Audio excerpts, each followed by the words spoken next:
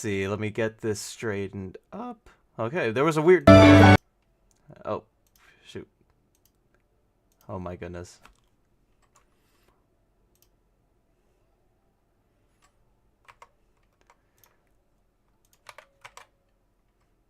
Last Friday of the month, and that's when Dom and I do our monthly roundup of all of the DC finest that have come out the previous month.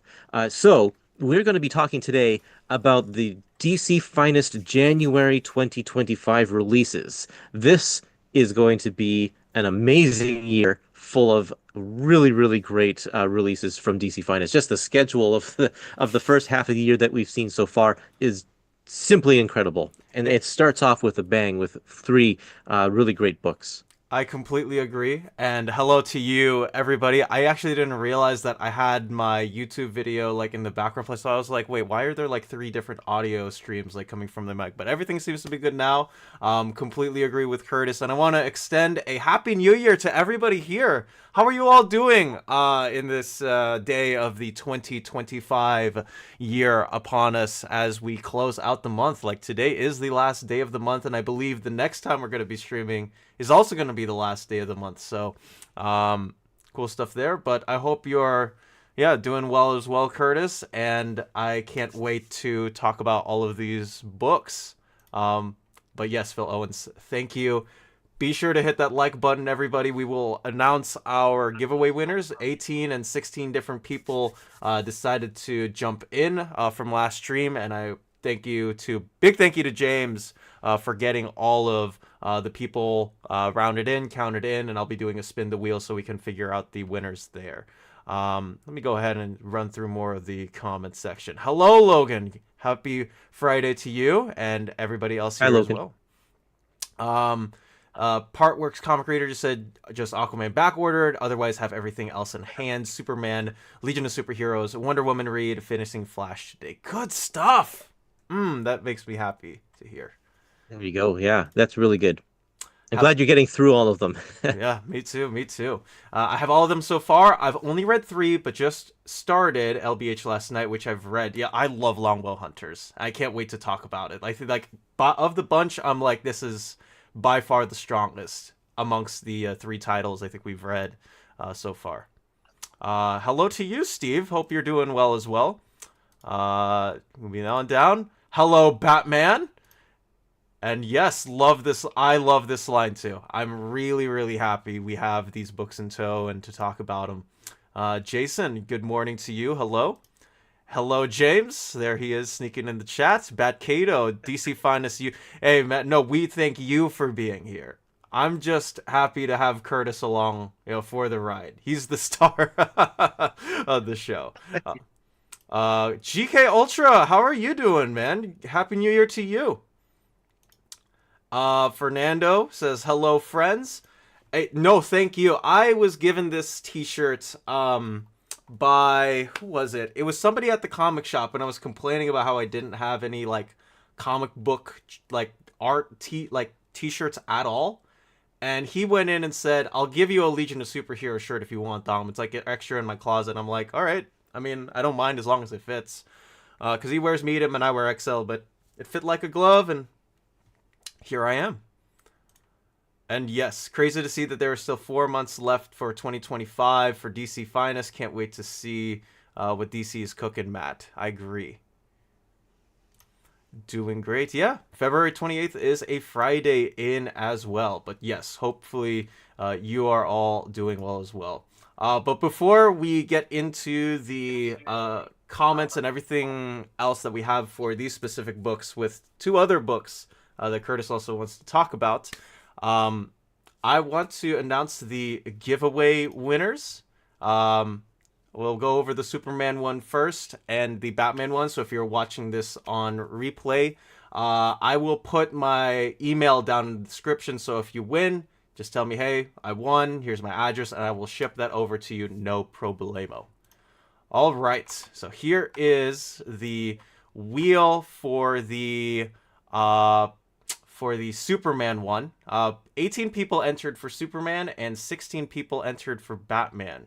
So I was like, man, there are a lot more people wanting Superman I guess, versus Batman. But a lot, Or maybe it's a lot more people already bought Batman than right? so they don't need to enter the Batman contest. That's also true. All right, let's get this spun. So we wait in. Xbox by degrees. We have a winner indeed. Let me know. Congratulations, first of all. And email me down. It's down in the description. Just say, hey, I won the Superman trade paperback. Send me your address and all the information, and I will send it over to you as well. All right, let's go ahead. This is for the Batman wheel. So if you enter the Batman wheel, you are automatically already in here. Let's go ahead and spin this along.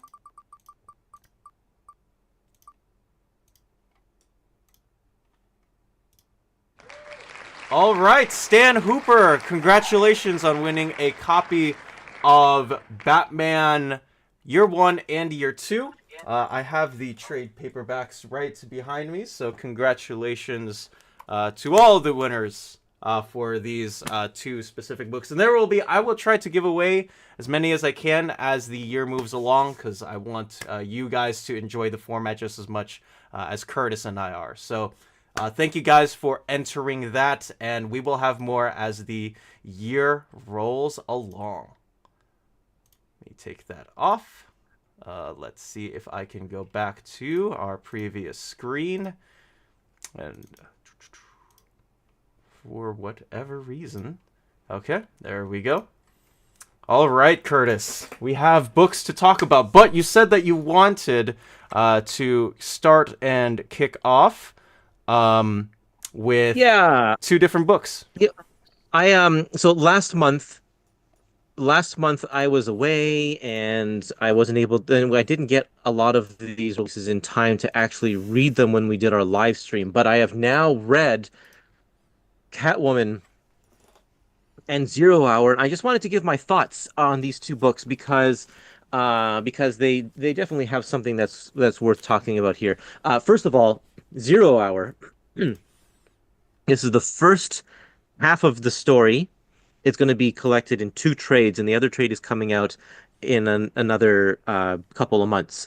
Now, I'm speaking as a DC noob. I don't know. I know like the most popular characters. I've read maybe a small handful of issues here and there, but I don't know the ins and outs of the events. I don't know the long-standing histories of any of these characters. So reading Zero Hour, a book like this, was actually kind of difficult for someone just kind of jumping in, because majority of these stories of the issues in this book are just one tie-in issue from a whole ton of series, like Legion 94, acronym Legion 94, Team Titans, not Teen Titans. I Mm-hmm. didn't even know about Team Mm-hmm. Titans. Legionnaires, Hawkman, Dark Stars, didn't know about Dark Stars, Steel, Outsiders, all of these teams that I have maybe a passing familiarity with, or no familiarity at all. So jumping into the random issues where in this book in particular, the we get we get a lead up to Zero Hour, and then Superman does this holographic projection of himself to all of the different heroes to say we need everybody on board with this, everybody come, and then the Zero Hour like miniseries kind of starts. And so most of the issues in this book are just continuations of whatever story happens to be going on in that title at the time.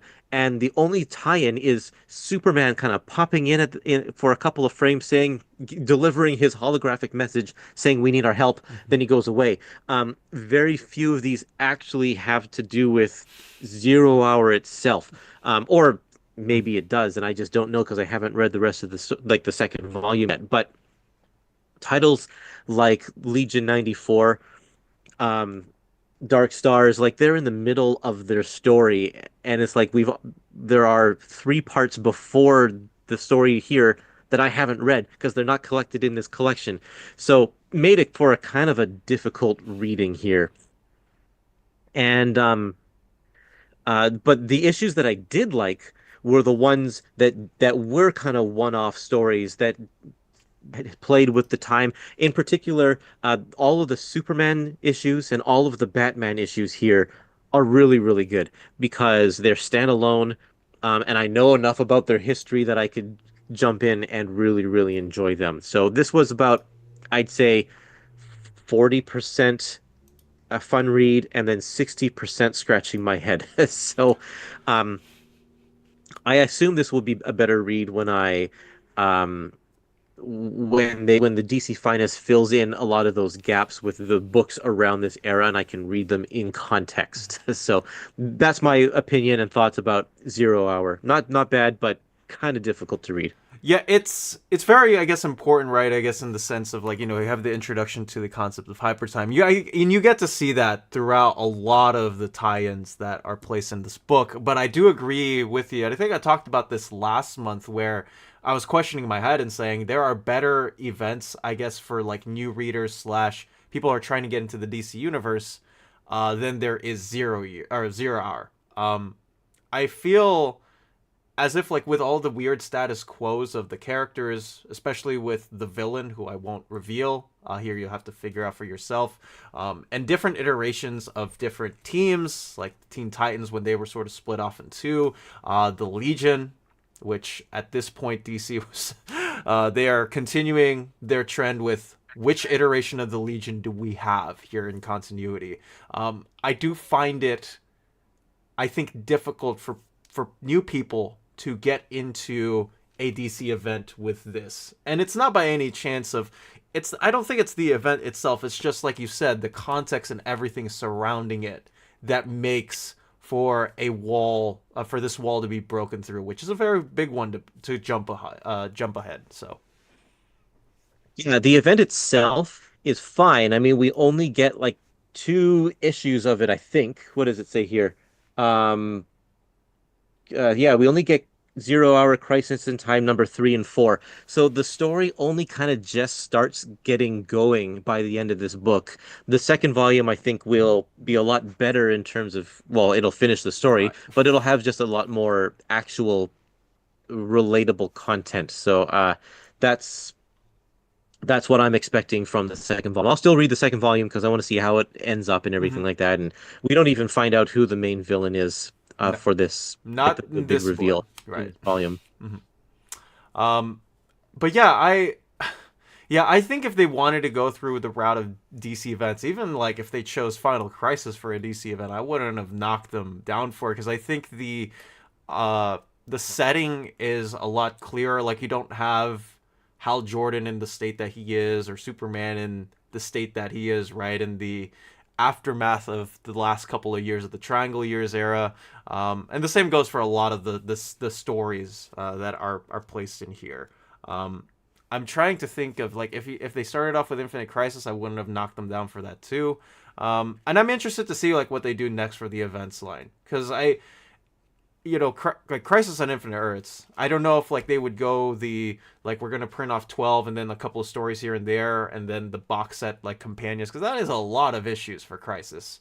Um, I have no idea where they're gonna go next, but I am interested to see like if there was a reason besides this is $80 instead of $175 for the omnibus, and people can read this through a cheaper route, or if there was something else in tow that they said, okay, we're gonna line Zero Hour up in the rest of the context of what we're doing in the current DC universe now, or something else like that. So is I think one of the reasons for releasing this one is I'm pretty sure I heard that Zero Hour just isn't currently in print right now. We have the Is that right? omnibus. We have the omnibus. Oh, the The omnibus is still omnibus in is in print? print, yeah. Okay. Well, then I don't know why they love this event so much. But I said on the I think it was the events evergreen stream that Mark Wade's his most recent event, which is called Absolute Power, follows a lot of the story structure with Zero Hour. So maybe it's that because I'm like, man, I'm reading this and I can see some of the inspiration that he's pulling through. And the same goes for they did a 30th anniversary one shot. I think Dan Jurgens and Ron Mars wrote the one shot. It was published recently by DC like last year. So maybe it was that. Maybe there's like some nostalgia for it. Um, but yeah, 30th anniversary. Yeah, I think that is the case. Yeah, I think you're right, guys. But yeah, it's been 30 years since Zero Hour. I can't believe it's been 30 years. Um, but alas, it is what it is. Let me see if I can say some. Oh, there we go. Thank you, James, for sending in the link for the DC Finest group. Join in, guys. It's awesome people. Have a lot of fun there talking, and of course, moderation there from Kurtis himself. If thank you, Batman. We are flattered. We have fun talking to you Yeah, thank guys. you. Thank you, thank you. A couple of people saying we got Partwork Comics Reader, along with Matt A saying good job on the picks yesterday, Curtis, for your most anticipated reads of this year. Yeah, I mean, if you didn't see that, I was on the near mint condition. Both of us were on the near mint condition live stream yesterday, talking about what books, what collections we're most excited for in 2025. And I tried to pick stuff that wasn't mainstream because I love reading stuff that's a little bit more outside the box. And all of my picks are um, old, actually. Like some of them are like from the 1940s, but it's all great stuff. And I picked one DC Finest, and it was Plastic Man. That's the one. That's the one DC Finest I'm looking forward to the most this year so far. I've never read the Jack Cole stuff, and just like you, I'm like super excited to get into the comedy bits and the 40s origin with Plastic Man. Um, Now, I'm a big fan of newspaper comic strips. As you can see, I got like walls of newspaper comic strip collections. Jack Cole did a strip. Let's see, where is it? He did a newspaper comic strip called Betsy and Me, hmm, which is not at all the same style as Plastic Man. It's way more cartoony and such, but it's really funny. And so this is kind of how I know Jack Cole the most. And so I'm interested in checking out his comic book and superhero work as well. it is indeed. Uh, yeah, we can't wait to talk about them. Follow Smoke. It's kind of cool that Zero Hour is where Superman and Batman first meet after the events of both Rain and Nightfall. Nice little moment between them. You are right about that, MP. I actually hadn't thought of that. It had been 8 years. Wow, Post really? Crisis, yeah. Um, I think Infinite Crisis. I think Infinite Crisis would have been a great, like a better place to start, just because again, it is a lot easier to get into. I would argue, than Zero Hour, but again, it is what it is. We have the follow up there. I hope that they keep doing the events with tie-ins. I would love DC Finest Crisis on Infinite Earths. Then they can do Legends. I like that idea as well. Yeah, 30th anniversary. Seems like that has been a big thing with DC as well. So long as events that need two books are coming close together, I don't mind what comes along first. For the most part, I have the core events. Just picking up finest events fills out tie-ins for me. Yep, yeah, it's true. Yeah, Legends would be cool. Ultra Mega Nicola, okay, good morning to you. Happy New Year, and no worries. We're happy that you're here. Uh, Kratos says hello. It is 7:20 p.m. here, 1920 over in France. Perfect time to be here. Thank you for joining us. We appreciate Happy New Year. Um, Interesting stuff. Yeah, I think most line-wide events are incomprehensible outside of their original publishing contents. And no, I feel it there. I think it's cool that we have an events line, sort of like, I think you know this, Curtis, like with Annihilation over at Marvel and what they're doing for modern era epic collections. I think I really like what both companies are doing as far as, hey, we need to put out this event in this format at some point so people can have it on their shelf. I do like that idea a lot from both DC and Marvel. The thing I find about DC's events in the 80s and 90s for the most part is that they are reactionary. You know, it's to solve continuity problems or whatever. and that makes it like that places it in a very specific context for sure, like a the context of the time, because people who were reading the comics at the time would be the ones who were confused or affected by it the most. Reading it out of that context is kind of not as great.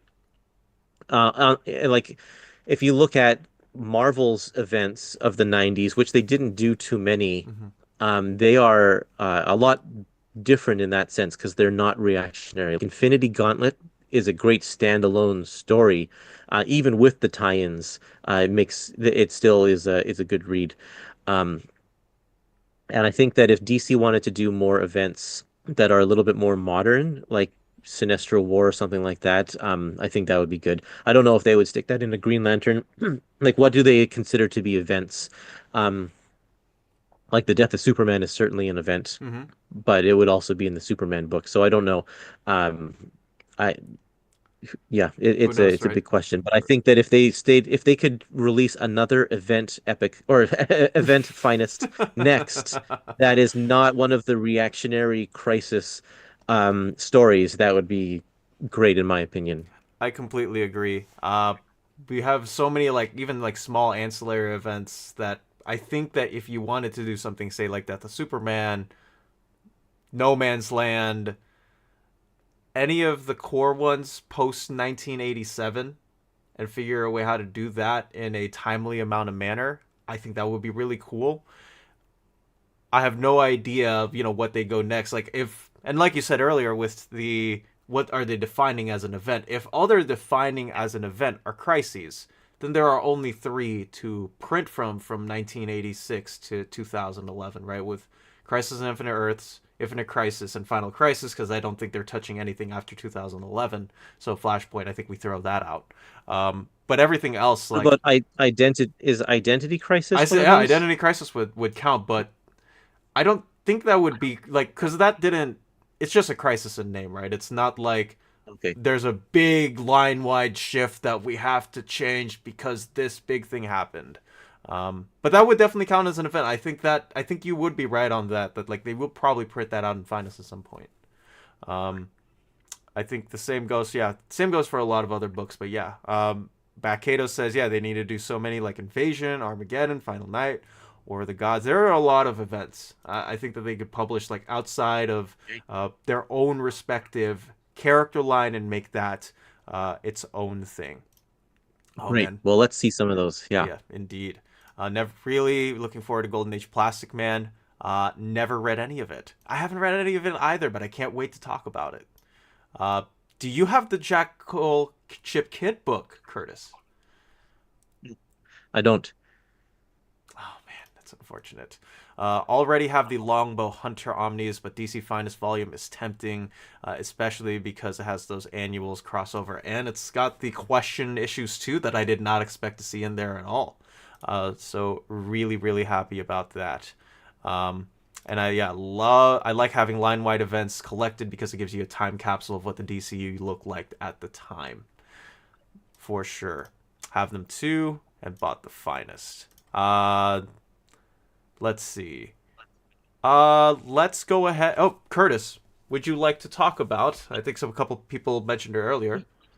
Catwoman, You know what? Lifelines. Yes, go ahead. Let's leave that for last in Sure. case we just don't have time. Let's go through the ones that we need to talk about today first, and then I. I wanted to make sure we talked about Zero Hour for sure because I have more opinions about that one. But Mhm. if we have time at the end, Yes, sir. Catwoman.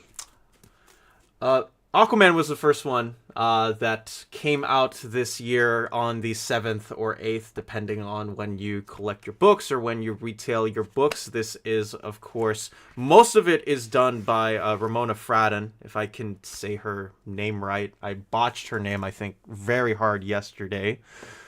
But she does most of the art in this book, especially on the stories that we don't have writer credits for. And I tried finding out why we don't have writer credits for a lot of those adventure comic stories. Like, try to find scans, figuring out, like, do we have anybody credited? And a lot of them just don't have the credits for writing, which is kind of unfortunate. But it would be so cool, honestly, if we found out, like, Ramona actually, like, did a lot of the stories herself. So if anybody is down there in the comment section, I tried when I did my overview on Near Mint. I tried hard to find and research like is if there was like any reason to why for the Adventure Comics stories because they're only like 4 or 5 pages long. Like dude, they're not terribly long. There was a reason like why we didn't have any credits for them. I couldn't find it, but if anybody knows, let me know down in the chat. But yes, like Well, I I mean, the reason right. they just that it wasn't standard to credit anybody on Mm-hmm. these comics back in that Mm-hmm. day. And that's not just DC, that's kind of across the board. You pick up a Dell comic, you pick up something from Charleston, you pick up Atlas, like they nobody was really crediting anybody at the time. It was all, work for hire stuff. You buy a book and or you get hired for a story, you do your thing and it shows up in print and you take your check and that's it. Mm-hmm. And so because of that, also nobody was keeping a record of who was writing it at the time either. So that information is just kind of lost to history.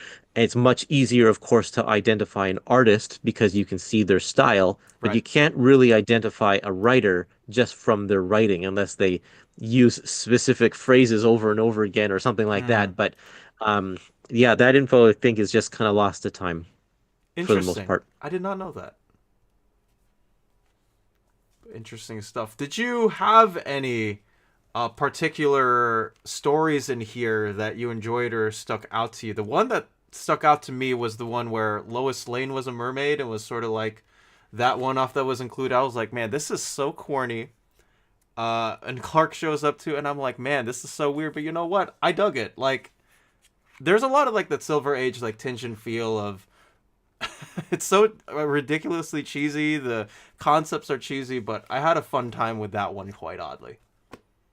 It's a lot of fun. It definitely skews a lot younger to a younger reading audience. And I think the page count, because these are only like 6 page stories, doesn't do it any favors because you can't really have any sort of hard-hitting plot, which actually isn't necessarily true because EC Comics, with their horror stories, they're all like 6 page stories and they're fantastic. But in this collection, I think longer page counts would have done them better, um, and that is obvious because by the time you get to the last third of the book, the page counts do get bigger and the stories do get better. Um, I uh, I think the first story that I was like, wow, this is a really, really good story was actually the origin of Aquaman that Mm-hmm. comes around page like 300 or Mm-hmm. something like that. I think it's Or maybe Adventure 2 260, right? 250, 260.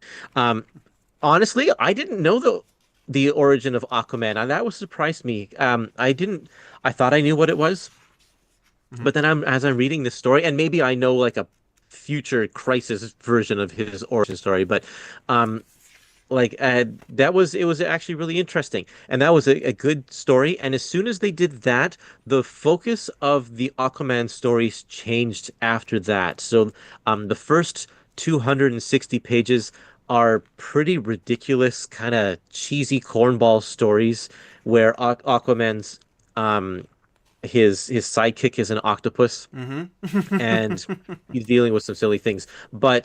Um but once you get the origin story, and after that, you're introduced to Aqua Woman or Aqua Girl. Mm-hmm. I can't Right, remember right. what they call her, and that ties into his origin story and the lore they're creating about Atlantis. And then you get Aqualad comes in and becomes a regular character. From that point, it's I think the stories are a lot better. Still cornball and still cheesy and such, but I think a little bit better. Yeah, they are. And I really, really liked the origin story of Aquaman, just sort of as like a complete difference in what you're getting as far as material goes. Because I'm like, man, this emotionally hits a lot harder to see like where Aquaman was originally from instead of we're just gonna throw him in this random situation where like he's getting jumped forward in time for some weird awkward reason and we're gonna get a villain thrown in there because why not, and especially too again like you said with the 6 7 pages you can only do so much in these stories that are typically targeted towards a younger audience. But I found myself like, wow, this is really profound. And it was the first time that I actually had ever read this particular origin of Aquaman because it's, after Crisis on Infinite Earths and we get to Peter David, we get a completely new rendition of that. And then New 52, they sort of bring this, like, oh, he's torn between two worlds with his mother being from the surface and then, being tied to it and all that, right? So I really, really liked that origin story. Um, and also like figuring out, like, oh, like, this is where Garth, aka Aqualad, sort of gets his origins and feet in from. Mark Waid did a World's Finest Teen Titans 6-issue series that really, really made me like Garth. For whatever reason, I'm like, man, Mark, you did it again. And so I was curious, like, what were his 60s stories like? And a lot of it is in the pages of this book, which I was satisfied by, even if I was up at 3 a.m. reading these and not realizing what time it was. Still very much fulfilled at least what I wanted as far as these were concerned. Yeah, absolutely. It's kind of what I was expecting. Mm-hmm. I know that I watched the Aquaman cartoon from Mm-hmm. Filmation.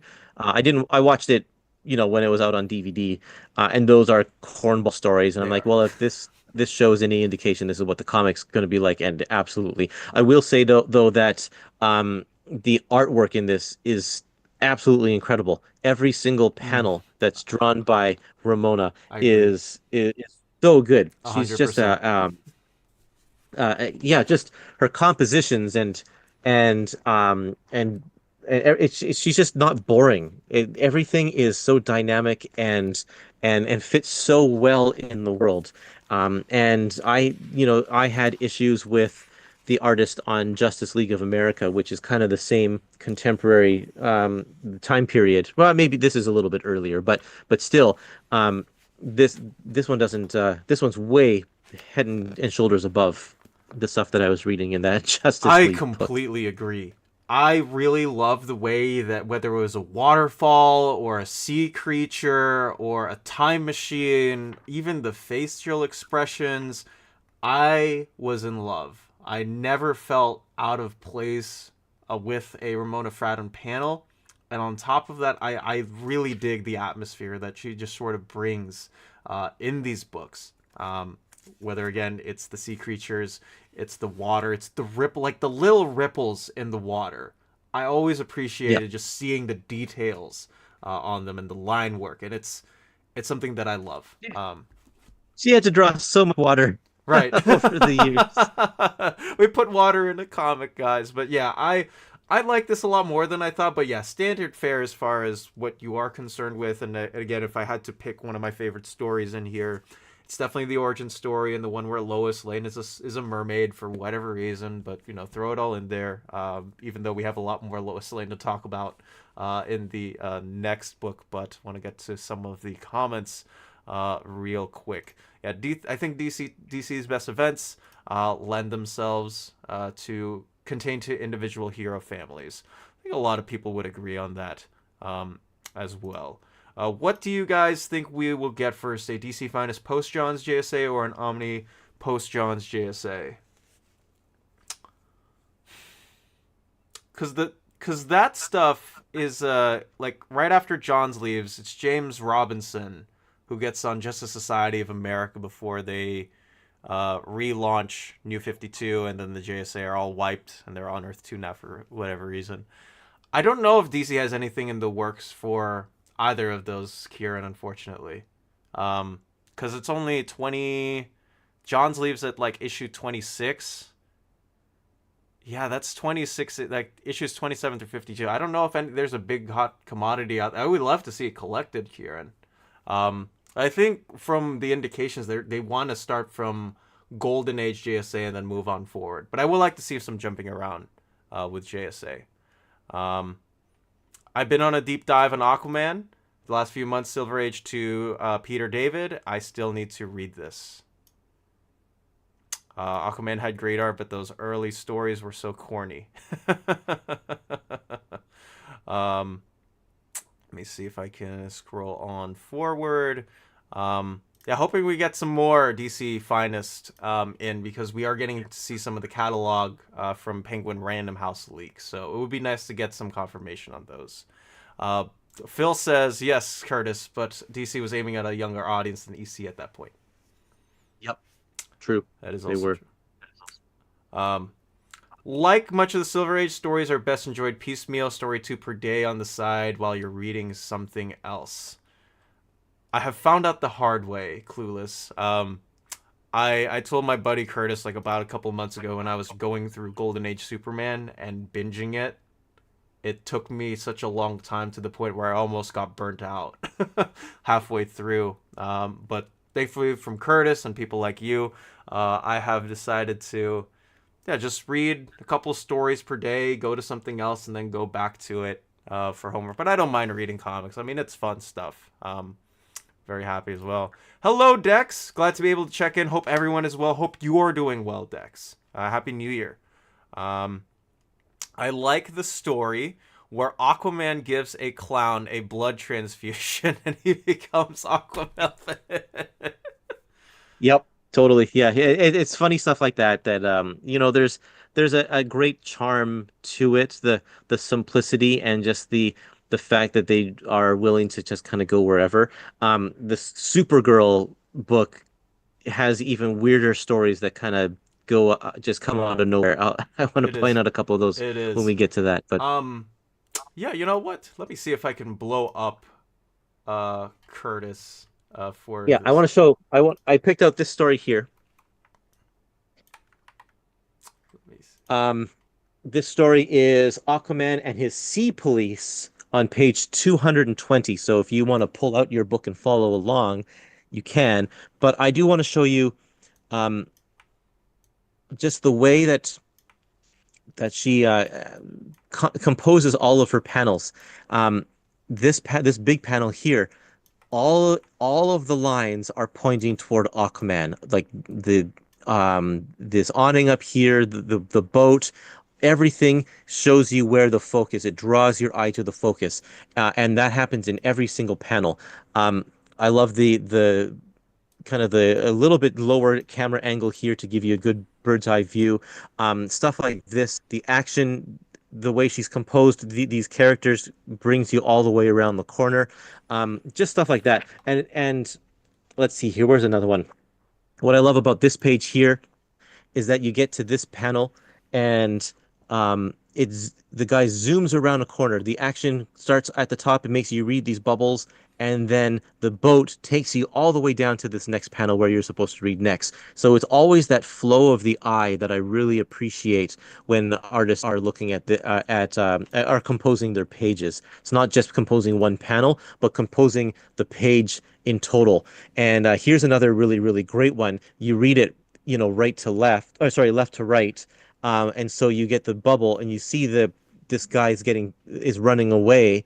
And then your eye comes down here to see that it's an octopus that's pickpocketing him or holding him back. That's, even though you take in the panel as a whole, you still process it kind of the action going this way. It's like if you were to watch it in a movie, the camera would pan over to reveal that there's this octopus. This is something that Jack Kirby would do a lot, is kind of trying to have multiple iterations of moments of time within one panel, and looks like Ramona is good at that too.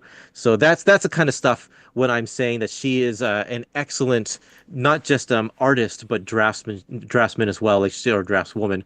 Um, Being able to compose your panels and your pages in those kind of ways to make easy to read, and little tricks to show off a more kind of cinematic look, it's really great.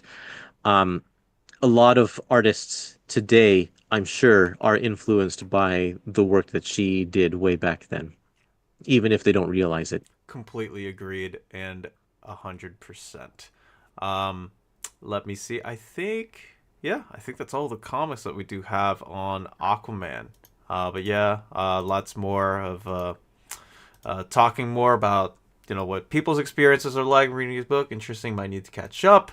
Um, and yeah, bought this because of the corniness. Let it wash over me. Good. Absolutely. But yes, I would definitely, if you are interested in picking up Aquaman, I definitely would have it on your radar. It's not it's not the if you were looking for Golden Age Aquaman, it's a completely different character, and we do get introduced to a lot of the corniness. I will say though, I think what ruined my perception of Aquaman was the Super Friends show when I was watching like some of those clips Yeah. when I was a kid, because it's a lot of, oh, he just talks to fish, he's stupid. I didn't feel like that. Even with the corniness of the stories, I didn't exactly feel like that when I was reading through some of these stories. It's like, I don't think I had any particular issue with the way that Arthur was portrayed, or any of the characters that were portrayed in this book. It didn't feel like, especially like even if someone was doing something weird, I was never taken out of it, or I wasn't questioning like, this guy's he his power is stupid. Why is he acting the way like he is? Yeah. So Oh, for sure. Aquaman definitely has more character in this show than he does in Super Friends. And the problem with Super Friends is that they have boiled down all of those characters, not just Aquaman, to their like one defining characteristic. And then that's what they show in every single one of those cartoons. And so the comics definitely are better for that. And team books, that happens to characters in team books kind of generally anyway. They're not as well fleshed out because the writer has to divide their time between, six other characters. And so a solo book definitely is able to focus in on the nuances of the character more. And you do get that in this Aquaman book, absolutely, even with the 6-page immature stories.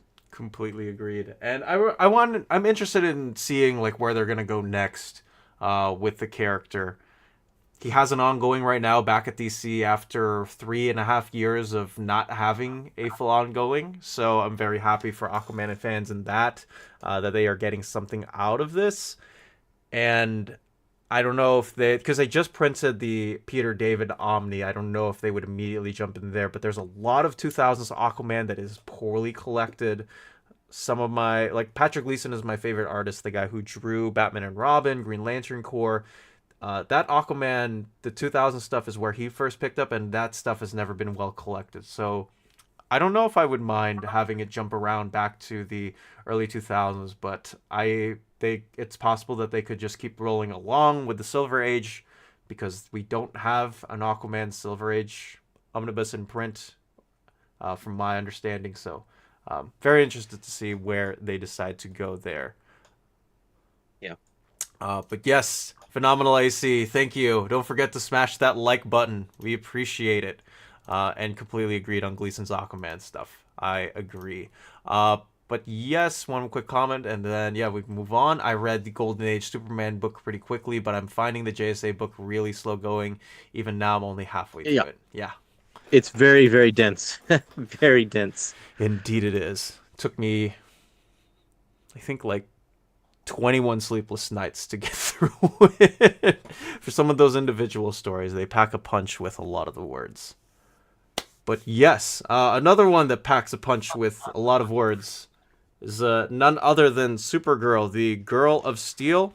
A lot of this book is drawn by Jim Mooney. Jim Mooney is, of course, I would say the definitive Silver Age Supergirl artist, as most people don't know. But there is some of these stories that are illustrated by Kurt Swan, whose name I believe was taken off the front of the book. I think for the solicited cover, we actually had Kurt Swan on the right side, but I think they removed it in place of Otto Binder and Jerry Siegel. This is a completely different Supergirl than the one that is, I would say, portrayed today. This is Kara Zor-El in a completely different setting than I am used to, at least for the stories that I've read with Supergirl. So jumping in with this, I was very surprised to see that it was a lot more drama slash opera-y, if you want to call it that, versus the superhero stuff that I'm used to seeing out of her. What did you feel, Curtis? Yeah, and I think that's just a nature of it being a female character and them wanting to write more for girls, and girls like romance. They don't like that superhero stuff. Mm-hmm. It 100% feels like that. And even the first, like the origin story, because we do get the introduction to see what her ties in with Superman are, and Superman obviously not believing that, man, no, my planet was destroyed. What are you talking about? There can't be anybody else from where I'm from. But then they find out, oh no, I'm your cousin. Like our dads were brothers, and we get to see what exactly happened. And it's and then the place that they put her in after that origin story is finished, because Superman's like, I cannot afford having being next to you. I want to protect you, so he places her at Midvale Orphanage, a setting where I did not expect myself to stay in for a majority of the stories in this book. Yeah, absolutely. In fact, is it I don't think I even got to the part where she leaves the orphanage.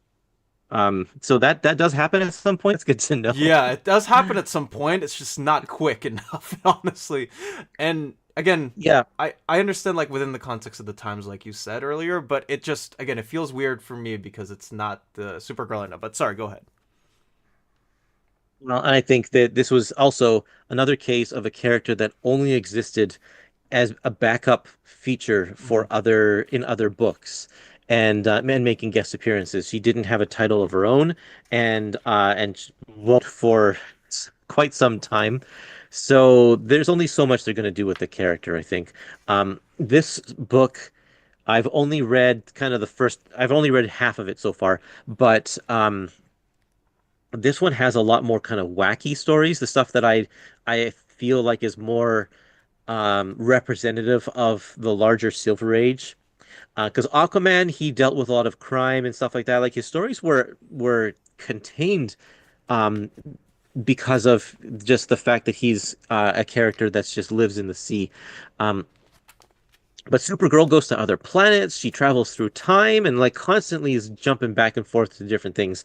And so one of the most ridiculous stories I found was uh, she she's like she hears about Superman's adventures as a boy and she's like, I want to meet Yes. Superman as a boy, so I'm just gonna learn how to travel through time. And so she does in one panel. And so she travels back in time to when Superman's a kid, meets up with Superboy, and then at the very end realizes, wait a minute, Clark's going to be really mad when he finds out that I went back in time to meet him as a kid, time paradoxes or whatever. So I better send Superboy to a planet that he's never been mentioned before, to a planet where the pollen from plants will make you forget the past 7 days. And so he goes there and forgets the last 7 days, and then problem solves. She goes back to the present, and everything's okay. Like that's the kind of thing. Uh, it's it's so it's just bizarre in that kind of sense. But a lot of fun. I enjoyed these stories. And yeah, Jim Mooney, another excellent artist. He's so good in every single panel that he does. Very different than the stuff you'd see in Aquaman. He's got a cleaner line. He used bigger panels and allows for more negative space in his skies and in his backgrounds and such, but still really, really good at the kind of the pinup, girl kind of stuff from this era. I can very much agree with you on Jim Mooney, and sort of seeing his earlier art as opposed to what he was doing on Spider-Man in the mid 70s ish, like around that time. It was cool to see sort of like an earlier version of what he was doing at DC. And I think the story for him being on Supergirl for so long was he tried to uh, he wanted to draw those Action Comics backups, and apparently they paid him a lot more in terms of cents, per page than Marvel Okay. was offering. So he did Supergirl for 9 years, or those Action Comics backups for 9 years. So it was cool to see. Nice. Hey, DC was paying artists at the time to do their work, which is nice. There is a lot of other cool stuff that I thought was specifically in this issue. We do get to see like how she's tied in with the Legion of Superheroes. I thought that was very interesting Yep. to see. That was a cool story. Yep. Where like, oh, she's she's in disguise, and he's like, wait, how do you know me? Like, why are you doing like all of this weird stuff around me to make sure that like my identity would be sealed? And they're like, oh, we're the Legion of Superheroes, and it's like, oh, that's cool. I didn't know that they'd be thrown into that, but I could assume that those issues will someday be in a Legion of Superheroes DC Finest at some point. We get to see the introduction of a her cat named Streaky, and That story where it's like there's a kid at the orphanage who sees this cat doing remarkable things, mm-hmm. and Supergirl, under her guise of Linda Lee, goes to extreme lengths to try and cover up the fact that Streaky is a super cat. But then at the very end of the story, Crypto comes along and it's like, oh no, he's using his powers to make it seem like Streaky is doing incredible things. It's like, well, why is it okay that Crypto reveals his powers, but it's but not okay that it's not Streaky right. reveals powers? But yeah, it's all of this. It's all contrived. There's that other story where Jimmy Olsen gets amnesia and Mm-hmm. randomly gets placed in the very same orphanage that Linda Lee is in, and so therefore they have a couple of adventures. She has to hide her powers. That's kind of the ongoing theme is, oh man, I'm in a predicament where I have to use my powers, and now someone's going to realize that I'm using my powers, so I have to come up with a crazy contraption or idea to make it seem like I don't actually have powers. It got really repetitive, I think, after a while. So if they took her out of the orphanage setting, I'm glad about that one. Yeah, I again like yeah, it's I completely agree with you there. It just feels like they could be telling like so many more cool stories if she wasn't confined to the rules that were sort of set around like from the beginning too, right? Because Superman says like I cannot afford you being next to me because you're going to be in danger. What if people like know? So I'm going to give you a bob and you're going to stay at this one location and you're going to be in this for the rest of how many years of publication. But it is what it is as far as that front is concerned. But I do think that there is like a novelty to some of the stories that they're telling in the Silver Age. It's very different. Even the story where there's a story in Lois Lane where she like even though she's Superman's cousin, she suddenly becomes their adoptive daughter for reasons, and I'm like, this is just so weird and out of the blue. I don't even know like what else to expect. Like if we can tell stories like that, I mean, oh my gosh. But yeah, a lot of the Yeah, same things are good. there was just a caption at the beginning of that story where it was like it just said our last story where we pretended it was an imaginary tale where Clark and Lois were married. That was so popular, we're going to do another one. And this time, Supergirl is their adoptive daughter. Yep. Like, yeah, anything goes, really. Anything goes. And it all gets reset at the end of the story. So these Supergirl ones had larger page counts than the Aquaman ones that started out, at least. So I think that they could get a little bit more into some more interesting storytelling in that sense.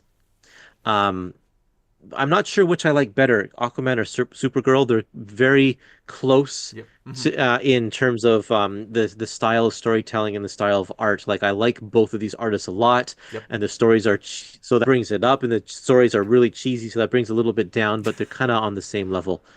So Yeah. if you love this kind of material in this era, then these books are going to be right up your alley. Exactly. Like if you were looking for the Silver Age content that DC always likes bringing with the weirdness and the insane situations. There's one story, I don't want to spoil like what happens in for you. It's towards the second half of the book, but she meets several key important female figures in world history.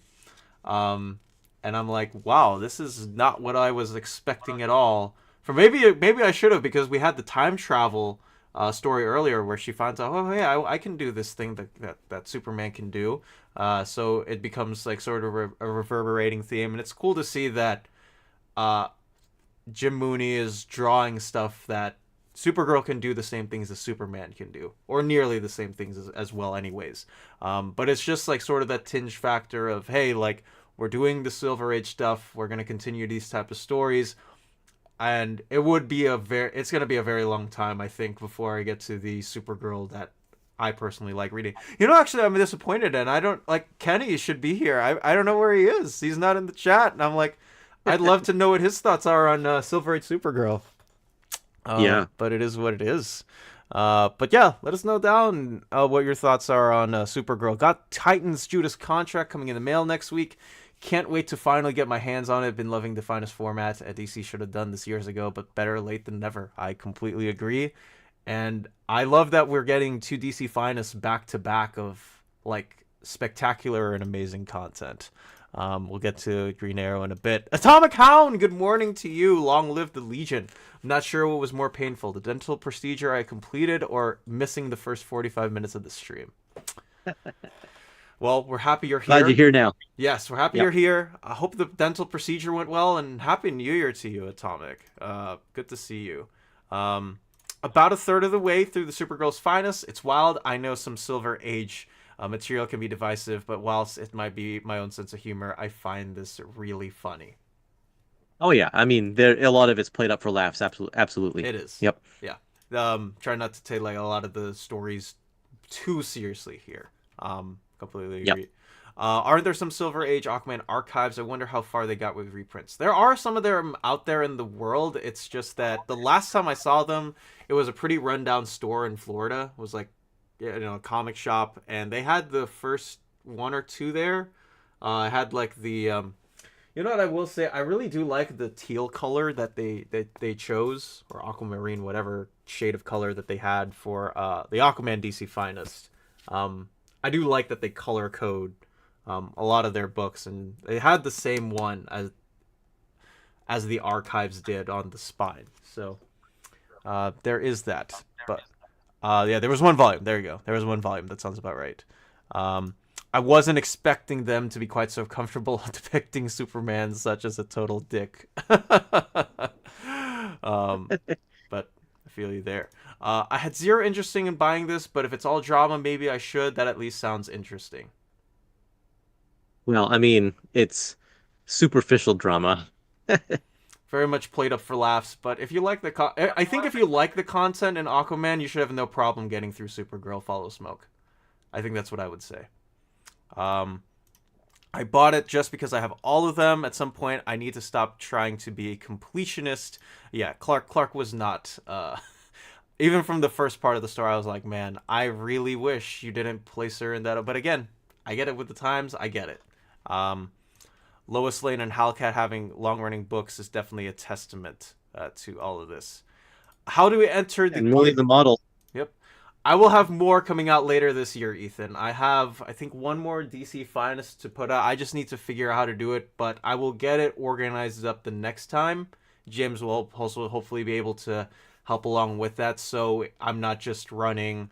Oh man, I gotta like go through and this, because what happened with it last month was that I ran through a bot that automatically filtered and counted people's tallies and votes in. But the thing, it was way too late, and if people typed in the comment in all caps, they would automatically get their comments deleted for whatever reason.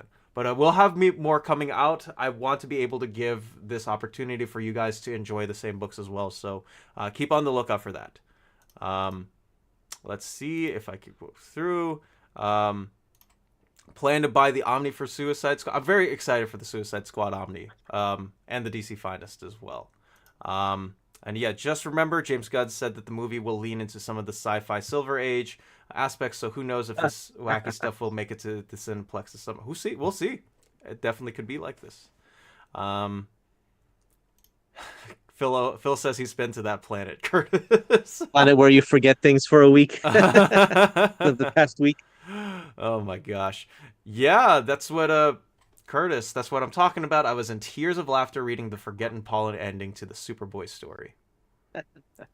Yeah, and that's the point, I think. I think the point is just to be ridiculous for the sake of being ridiculous. And either you can stomach that, or it takes you completely out of the storytelling. So it's your own, it's the way you you engage with this material. Exactly. Judge it by it. It's the Silver Age. You get what you get, but I do find it ridiculously charming and fun at times. I guess it made sense at the time, considering comics were aimed at younger readers. Yes, indeed. A Supergirl living at the young kid of 14, living at an orphanage with Superman as her guardian. even though it's weird because they're cousins, and we have to have the retcon later where Supergirl is thrown into the wind and gets on Earth later, but that is a different story. Wait till you read Superman Family Finest. You're in for a lot more madness, Curtis. Yeah, Uh, I'm looking forward to that. yeah. But yes. Oh man. But yes, we do have one more big book to talk about, and by far, I think if I had to pick any of the books that have come out so far, this might be in my top three of DC Finest that they have published, and that is none other than Green Arrow, the Longbow Hunters by the amazing talents of Mike Grell, with I think Ken Brazanin is the letterist for the book. You've also got Lorene Haynes also working on the art as well for assists in Longbow Hunters, and of course the first couple of issues of Green Arrow. By that I mean issues 1 through 8. You've got the annuals for GA and Detective Comics, along with questions 17 through 18. And I have to say, I think if you have Batman Year One for Batman, you've got Daredevil Born Again for Daredevil, you've got Man of Steel for Superman, I think Longbow Hunters is just as important for Ollie and his characterization and his character himself for this specific book than comparatively to all of those books. I mean, you want to talk about just what you want in a 3-issue series, a reintroduction to the character post-crisis, figuring out what he's going to be doing, what his character setup is going to be, how they're going to define him for generations to come. I feel like Longbow Hunters is the perfect and shining example of that. It's got great character drama. It's got Ollie going through, instead of the swashbuckling Robin Hood type hero, he's going through a midlife crisis. He's going through some patches with Dinah and trying to figure out what his relationship is like with her. We've got some characters that we find out are tied to Ollie's past, that are going to be integral to his story coming up in the future. It's so wonderful, and I was like, man, am I going to love this? Are people going, like, the people who tell me like this is the thing you need to read for Green Arrow? It's been one of my favorite reads all year by far, and I granted we've only had 31 days this year, but I love it. What do you think, Curtis? This book is fantastic. Yeah, I really, really like this. Again, going into Green Arrow cold, I think the only real Green Arrow I've read is the Kevin Smith story from, several years after this. Quiver, yeah. Probably, yeah. And so things like you were just saying that he's going through a midlife crisis here, which is true. And I didn't realize, like, is that the character defining kind of thing that's different about this Green Arrow Yes. here? Comparatively to So the that Silver Age stuff, yeah. they've made him an older superhero, because generally speaking, superheroes usually are maybe like late 20s, early 30s. I think, like, like Cyclops, once he kind of settled into his adult age, was like Mhm. an early 30s kind of a guy. So they're talking about Green Arrow now being in his 40s, I think, right? He's 43 He's in like the book. 40. Yeah, that's how old I am. I'm 43. And so it's like, this Green Arrow's supposed to be my age. He seems like he's older than that. They're Yeah. portraying him more like 50, I think a little bit like, but maybe the years of superheroing has really worn him down and such. It could be. Um, but if they had him any older than that, then it would be kind of a weird age gap between him and Black Canary. So I guess that's it's still within possibility here. Right. And I think, I was yeah. surprised. Sorry, go ahead. No, no, no, go ahead. I was surprised at how mature this book was. Yeah, same. I had no idea that it was for mature readers. I thought it would be kind of the same standard fare that I saw in Batman Year One or Catwoman and such. But it's really like, and the front of it, like, there's no Comic Code Authority stamp on any of the covers. We get quite violent, some nudity in there, Mhm. and it's just way more mature. And I think that really services the story, because Green Arrow himself, not to say that midlife crises are dark times, but I think that the the style of the storytelling really reflects kind of the despair in a sense that he's feeling about where his life is, especially when Dinah gets to be in some trouble. Um, yeah, it's really really quite a fascinating story. It's really good. And then the actual series kicks in with a couple of fantastic arcs as well, and a tie-in with the question, which are just top of the line, like edge of your seat kind of stuff. Really, really good. Um, I really like Mike Grell. I think he's a fantastic writer, and Ed Hannigan, I really like too. I think he's one of the co-creators of Cloak and Dagger Hmm. with Bill Mantlo in Spectacular Spider-Man, and so I've liked his work for a long time as well. But his work here is is a world of difference. And I think paired with the inker, is it Dick Giordano Yeah, Dick who's doing the Giordano, ink? who does a lot of the inks in this book. So the inking in those first few issues is stellar. It really really makes the book, and once he you change the inker, in the fifth, I think it's the fifth issue here, issue five, um maybe it's not, I can't remember. Halfway through the book, we change the inker, and it becomes someone who doesn't like to play with spot blacks. Right. And so a lot of it is way more open with not a lot of rendering in the shading and such. And I found that that art choice was really, really different. I'm not sure why. Um, I mean, it's the age-old thing is like you put your top talent on the book for the first few issues, and then after that, you have to, as the book settles down, sales-wise, you have to kind of go with more Hmm. cheaper talent, I guess, or something like that. Right. You can see that it opens up the artwork a lot, and they are one of the weirdest choices is the colorist is using some very garish colors in some of this. Like Yeah.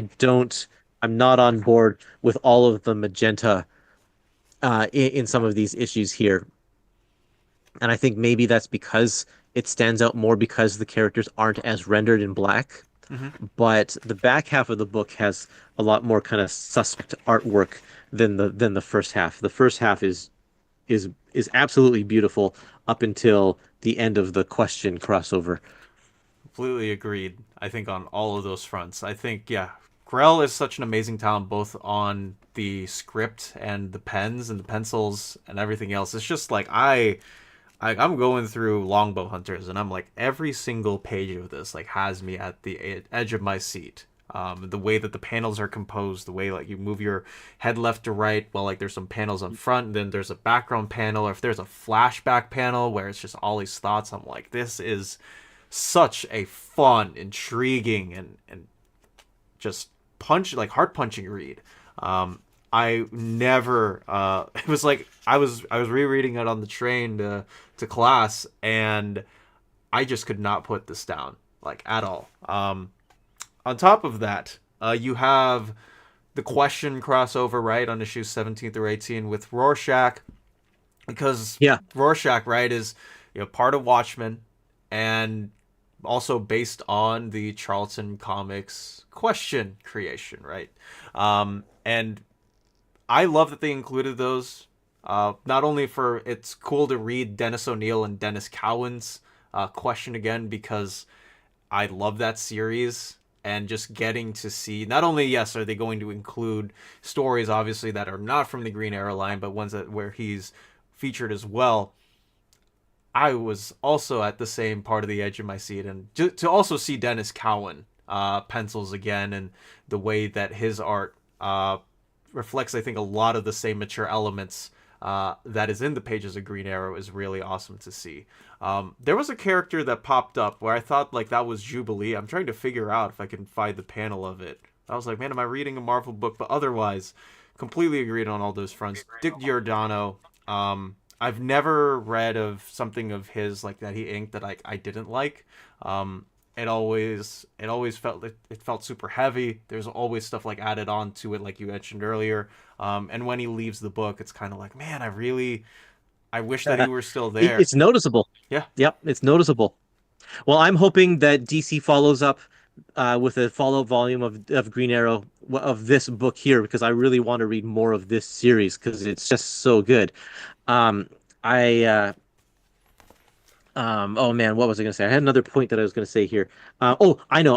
Yes. I'm really looking forward to getting a question DC Finest Mm. with the Denny O'Neil series Mhm. because those two issues that are in here were so good and the crossover. So I really want to read more of that character because that character is pretty fascinating to me. Me too. I really like the morality question that he asks too, because Green Arrow in Longbow Hunters is presented with a lot of tough moral questions in dealing with, okay, if people that you love are going to be affected, and you go to extreme lengths to do it, what does that make you, right? What does it say about your character that you are going to go to such lengths? That are is there a line that you cross, or when a line is crossed by other people, you cross that line, or do you have no line to cross, right? Question Yeah. brings up the same questions too. No pun intended. I'm sorry for all the people there, but I was like at the edge of my seat when they're just talking, and it's like, do you have that same morality line or straight edge when it comes to dealing with some of these Yeah. bad guys? And And I yeah. love that that it affected him a lot Mhm. when he had to make that hard choice and he ended up killing somebody. Like it really broke him. It really sent down a dark path and he had to go to therapy for it. Like this is real stuff. He has it's stuff that he has to work through, and that realistic portrayal, I think, is just is what keeps you coming back for more.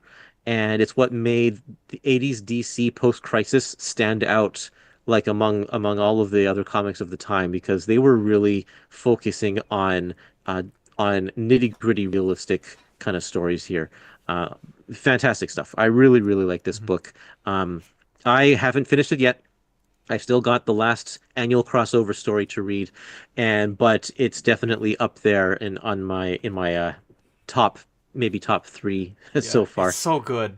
It's so good, and I want them to keep going on with this. I had the opportunity to talk to current Green Arrow writer Chris Condon a couple months ago to see what his inspiration was going to be for his Green Arrow run. And the way that he talked about Mike Grell's Green Arrow and just like how astounded he was by the maturity of it, the morality of it, the redefining of Ollie for it, it was like he was talking to me about stuff like that, like the experiences of him going through this specific run was going to not only inspire him but sort of like make his book elevated to try to bring a lot of the elements and the hard-hitting questions that Grell brought into his Green Arrow. And when I heard that, I was like, there is no way that I am not going to be able to enjoy, like, if somebody has been so enamored by this to not only put this in their Green Arrow run but also in a lot of their other stories, that tells me that this is a pretty important book to read, that it should be like at the top of my pile whenever I get around to it. And not only was I had like did I have those high expectations, they were hit, and I feel like it like the I was just enamored by it twice as much. Like it Yeah, surpassed my expectations, and that's what I'm super good, happy about. good. But Yeah. I know that you, real quick, I know that you mentioned, I went back on Facebook and I saw that you talked about the connecting cover, Yeah, mismatch and misnomer. Would you like to talk about that? I can. It's harder without the visual, um, unless you can pull that image I posted. But yeah, they have these three connecting covers here, and I was looking at them, and I noticed that the clouds here on this side, these dark purple clouds, line up with these clouds right here. So I'm like, these two should be swapped. These two covers should be swapped. Even though this is part one, part two, and part three, like they're in order here, but really, if you want to actually make them connect, they should connect. So if you swapped these two, then you also get really nice composition um with Green Arrow like pointing in the middle and Batman pointing in the middle and the question standing in the middle. And it just works better that way rather than these two guys. pointing at each other here and questions standing off to the side. So I think that they kind of messed up the order on this page here. But then also, if you look at the clouds in the city line, the clouds on the edge of Green Lantern match really well with the height of the clouds on this side. So it could also be ordered, flipping these two, but then and then putting the question on this side so it matches up with the clouds. I don't know. It's just a big mess. There's not an actual real great way to order all three where everything matches up well, but I think they definitely made a mistake matching ordering it this way. For sure. That's all I had to say about that. Thank you It's for the explanation. I yeah, appreciate it. sure. No, for sure. Let's go ahead and see what the crowd is say. Hey, you know what? Anything is better than a root canal. From what people have told me, this is, I guess, in response to Atomic Count. So I feel you there, man. I feel you there. Yeah, Green Arrow. It is peak. I love it. I absolutely adore it. And Atomic Hound also says he has a nice Ollie sketch done by Mr. Grell in late 2023. Oh, nice. That is so cool. I'm so jealous. Longbow Hunters is the one I really want. You are going to love it. I've never read any Green Arrow, but I really want to read Longbow Hunters, so I'm definitely going to pick up this book. You will not be disappointed by it, Logan. It's worth it. Guarantee you. The fact that they included the question in Detective Annual shows me that DC finally gets it when it comes to these editions. Yep. Always great when you open a book you haven't read yet and it hits on every level you wanted it to. I I only really have good things to say about Longbow Hunters. I don't know if I really have any like big off criticisms for it. But I do get like where Kurtis is coming from, where he says like it feels like Ollie is a lot older and more rugged, because it kind of does feel like that. I would definitely say. I remember this. Outside the point, at no point for the rest of the run do they refer to him as Green Arrow. Oh, interesting. Yeah, it is interesting. I will have to note that. Huh. Green Arrow is one of the best comics in the early 80s, early 90s, a classic must own for this line. 100% agree. Green Arrow Run is much in the same vein as a lot more mature post-crisis revamps. It's very close to Vertigo books. I agree with that. Yeah, it does feel like that. Missed the first hour of the stream. Well, welcome and happy New Year, Lance. Hope you're doing well. Picked a good amount of DC finest. I'm getting Teen Titans and Plastic Man next. Honestly, for next month, I just want to talk about Teen Titans with Kurtis for like an hour, because I have so many thoughts on Judas Contract. Like, I have a billion at all. Interesting stuff. I actually love Tatiana Wood's really striking colors. You know, and I usually do too. Like her work on Swamp Thing is just incredible. And 100% she agree. is one that does go out of the box and is a lot more. I don't want to say garish because that's not really the right word, but her work is definitely not subtle. And a lot of the times it works. And I just didn't think that maybe the pairing with the artist and inker in this case was the right pairing. Maybe given a different inker or something, then the colors would be more subdued. But Sure. I don't know. For sure. MP says, I'm surprised Longbow Hunters hasn't gotten an absolute or deluxe edition. No, I am too.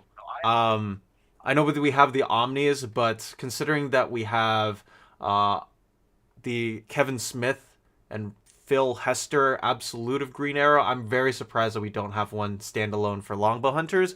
But because So go ahead, sorry.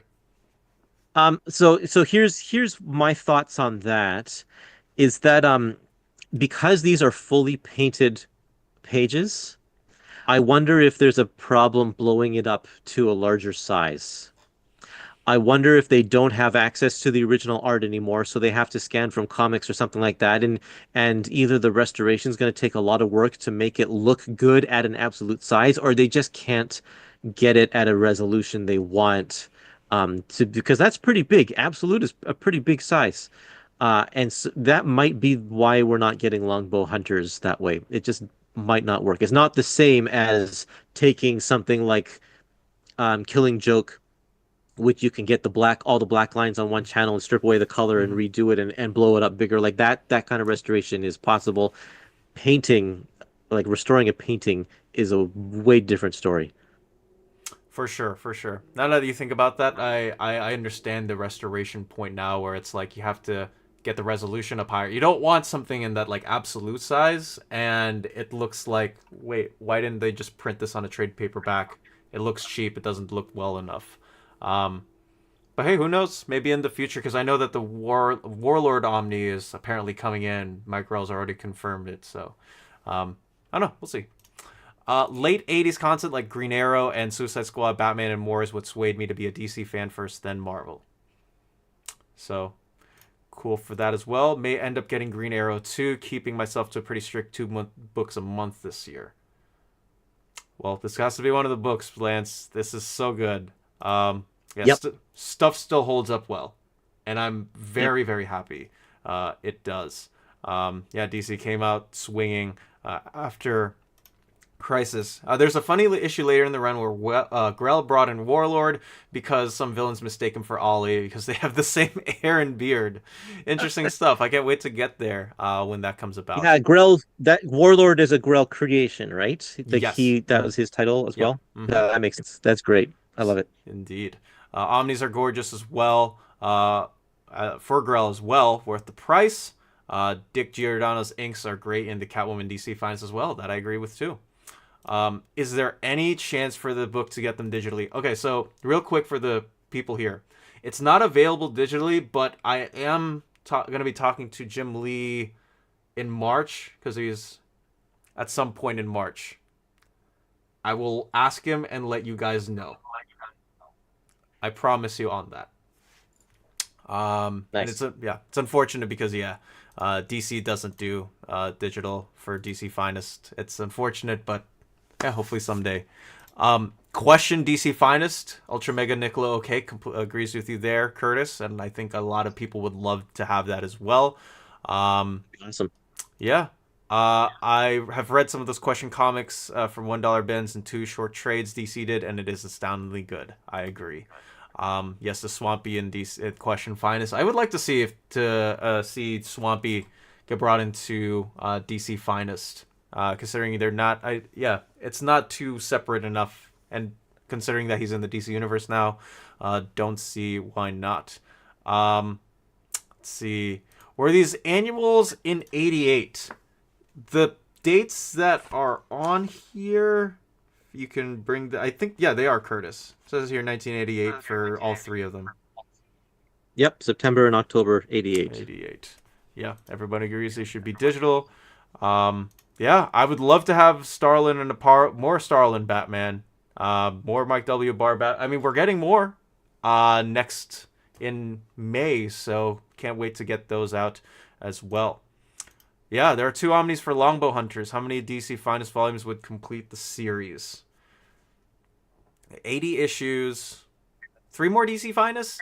Would you say, Kurtis?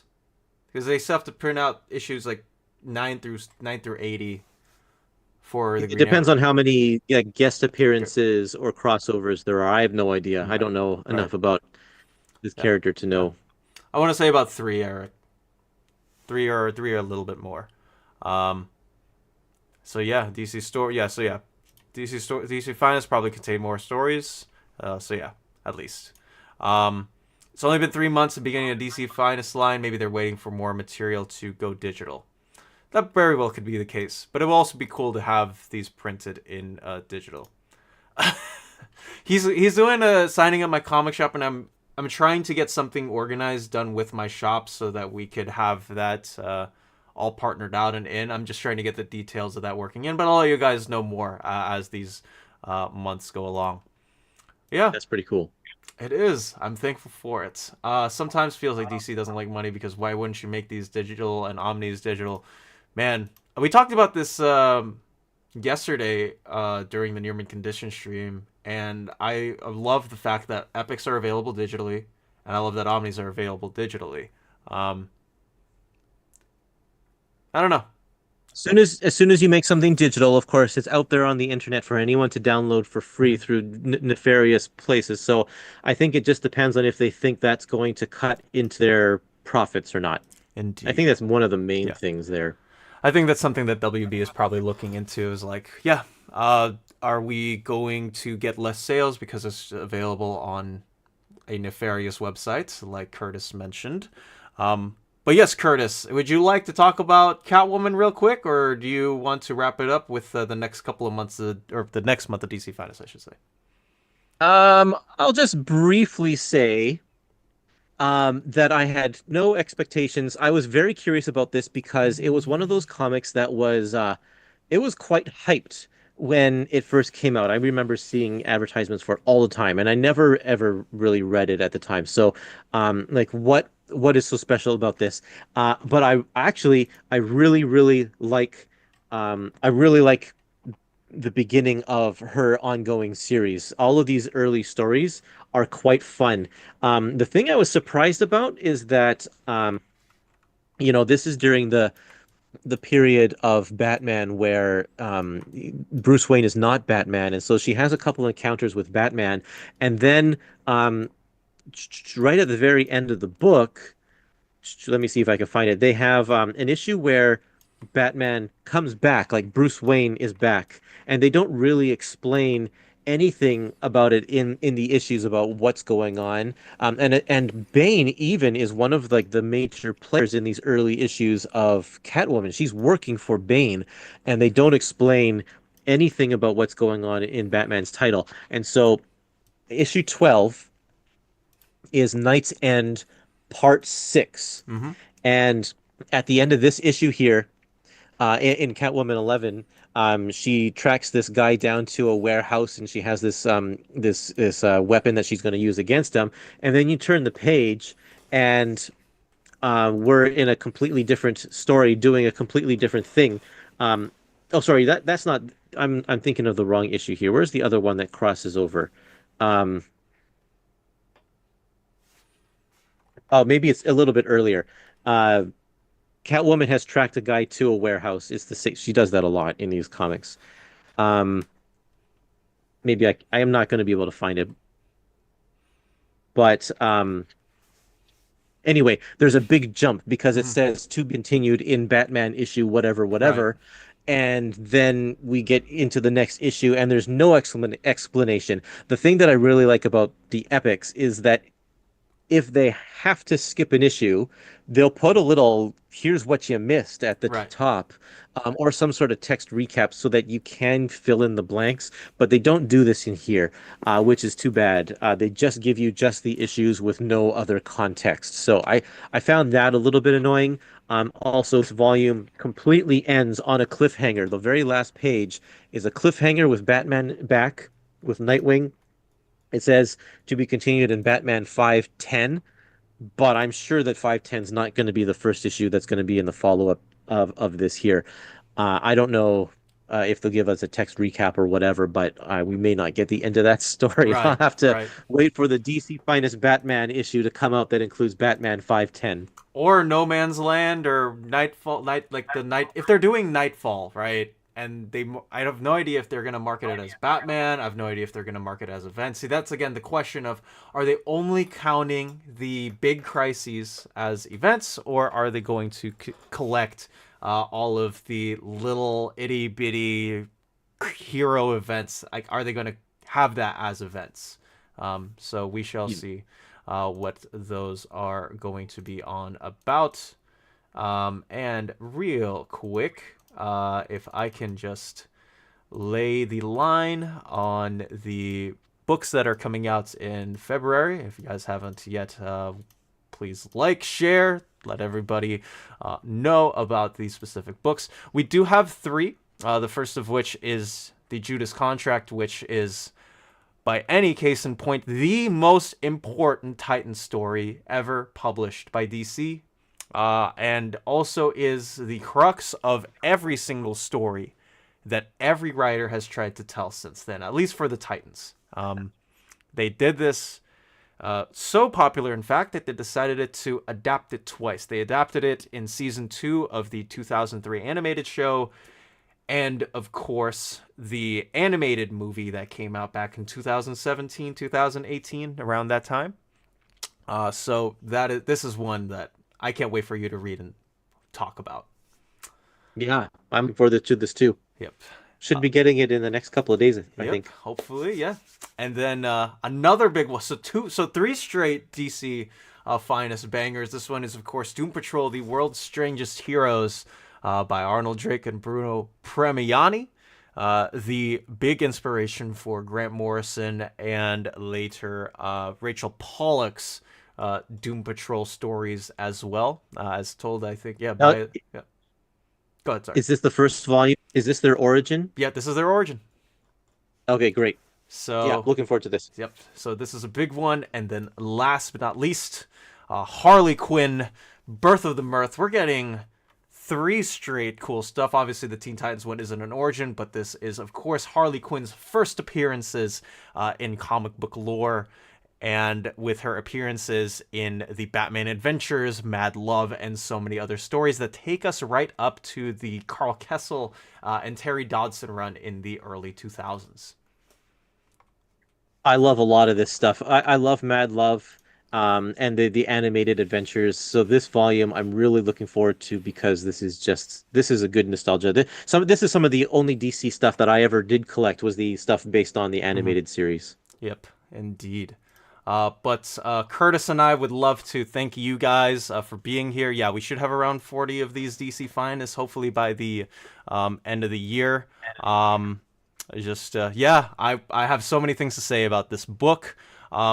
Real quick, the Catwoman book doesn't open with the Batman book, but next issue wraps up with Selina coming around on Selkirk's roof, so the main story wraps up in 13. Okay, well, that's good. Yeah, I wonder too for that, James. Really enjoyed the Catwoman book. And yeah, thank you for joining us, Samantha, or I guess like partly. I can't wait for you to watch the replay. But I want to thank everybody here for joining us on this Finest Fridays. Glad the audio is working. Glad the background is working. Glad everything is working. We have so much fun talking to you guys and chatting about this specific line. Kurtis, if you would like to introduce yourself out, let me go get something real quick.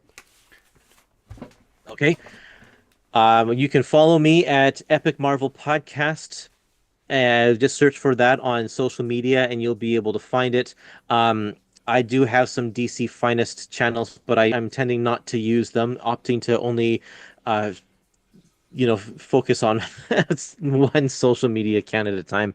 So follow me on Epic Marvel Podcast. Look for the DC Finest and Epic Collection groups on Facebook. There's 2 of them. And you'll be able to find links in the chat. Thanks to James, as always. Thank you, James. Yeah, I've got a YouTube channel, got a Discord, and I think he'll probably link to all of those kind of things. What about you, Dom? Where can people find you? Can you hear me? I can hear you. Where can people find you, Dom? Where can people find me? Thank you, James, for listing out the Epic Collection and DC Finest chats. Great Facebooks to be in as of, and you can also find it here. So thank you, James, for the Epic Marvel Podcast link and all the links down below. You can, of course, find me on this very channel where I have an interview coming out on my birthday next week. So that's going to be fun to put out. Of course, you can find me at comicreleases.com, which you can see probably on your screen. In the middle there, where we do have the longest running and up-to-date list of all the collected editions that are coming out with all the information that you need on them. So thank you for that, James, linking them in.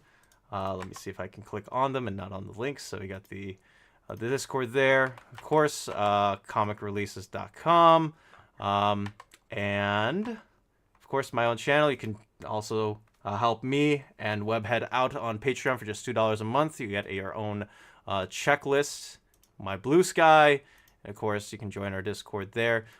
It's on the 3rd, Logan, on the 3rd of February, so very close for me, and yeah, can't wait to talk about this. Yeah, thank you guys so much for watching, and we hope to see you back next month on the last day of the month again. So peace out. There you go. Take care, and have a great day, and Happy New Year again, everybody.